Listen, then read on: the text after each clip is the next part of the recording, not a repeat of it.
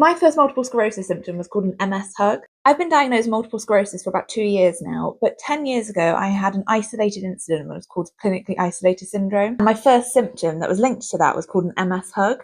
At the time, I didn't even realise that it was linked to multiple sclerosis. I went out drinking the night before with my friends and I came back and I was fast asleep, and at about 6 o'clock in the morning, I woke up and I was unable to breathe. I was living at home at the time with my mum and I ran into her bedroom panicking because I couldn't breathe and I couldn't get a breath in. I felt like there was something like squeezing around my chest, and a few weeks after that I then developed blurry vision and severe vertigo, and eventually my left side went really weak. I kind of never put two and two together. I just thought I had something happen, and then I ended up developing clinically isolated syndrome later down the line. But when I think back now, that was definitely my first symptom that I had. I don't think that an MS hug is one of the earlier common symptoms for MS. MS affects everybody differently. At the time when I had these relapses, I was diagnosed with clinically isolated syndrome, and they do this using the McDonald criteria. But then 8 years later, I was then diagnosed with multiple sclerosis following another follow-up MRI. So I think I'd had relapses and I didn't even realise that I'd had them in the previous 8 years. And I think with MS, we end up trying to think that our symptoms that we're getting are actually very normal and everybody else is experiencing them. But then when you actually talk about it with others, you realise no one else is getting the same symptoms as you.